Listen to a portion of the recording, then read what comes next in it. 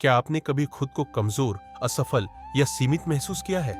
शरीर की कमजोरी, डर या बाहरी रूप से खुद को आंका है? एक गहरी सांस लीजिए, क्योंकि आप शरीर नहीं है, आप आत्मा है। शुद्ध, अजर, अमर आत्मा।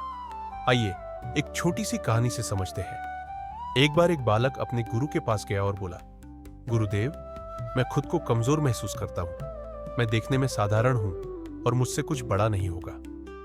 गुरु मुस्कुराए और बोले, बेटा, क्या तुम उस पुराने मिट्टी के घड़े को देख रहे हो? बालक बोला, हां गुरुदेव।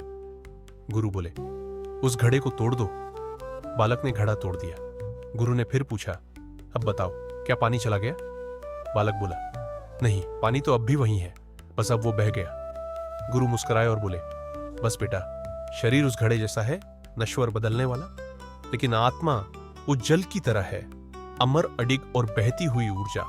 तुम शरीर नहीं हो, तुम आत्मा हो। इसका मतलब क्या है?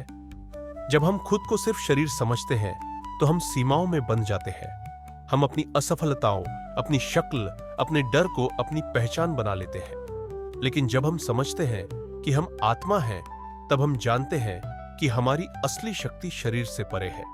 आत्मा न डरती है, न थकती है।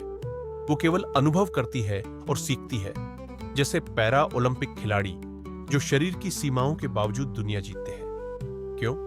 क्योंकि उन्होंने आत्मा की शक्ति को पहचाना। मैं शरीर नहीं हूं, मैं आत्मा हूं, असीम, अडिग और अमर। हर बार जब आप गिरे, याद रखें, आपकी आत्मा उड़ने के लिए बनी है। क्या आपने कभी खुद से यह सवाल किया है, मैं कौन हूं?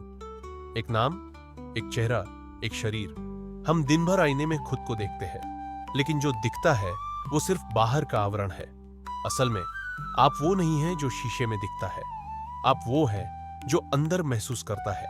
आप शरीर नहीं हैं, आप आत्मा हैं। एक बार एक बालक अपने गुरु के पास आया। उसकी आंखों में निराशा थी। उसने कहा, गुरुदेव, लोग कहते हैं मैं कमजोर हूं, मैं सुंदर नहीं हूं, मैं कुछ नहीं कर पाऊंगा। गुरु मुस्कुराए।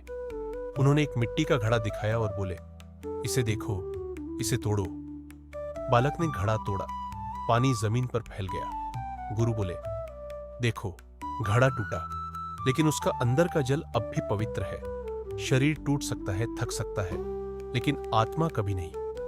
दुनिया में लाखों लोग हैं जो सीमाओं से ऊपर उठ जाते हैं, क्योंकि वो अपने शरीर से नहीं, अपनी आत्मा की ताकत से चलते हैं। उनके पास साधन नहीं होते, फिर भी वो साध्य तक पहुंचते हैं। जब आप आत्मा को पहचानते हैं, तब हार जीत से परे हो जाते हैं, आप डर से परे हो जाते हैं, आप समाज की सीमाओं से ऊपर उठ जाते हैं, क्योंकि आत्मा न रंग देखती है, न रूप, न अमीरी, न गरीबी। वो बस चलती है, सीखती है और आगे बढ़ती है।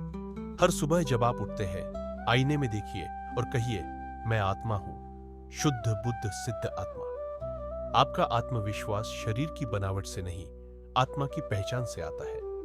दुनिया आपको परखती रहेगी, लेकिन जब आप आत्मा को पहचान लेंगे तो कोई ताकत आपको रोक नहीं पाएगी। याद रखिए, आप शरीर नहीं हैं, आप आत्मा हैं, असीम, अद्भुत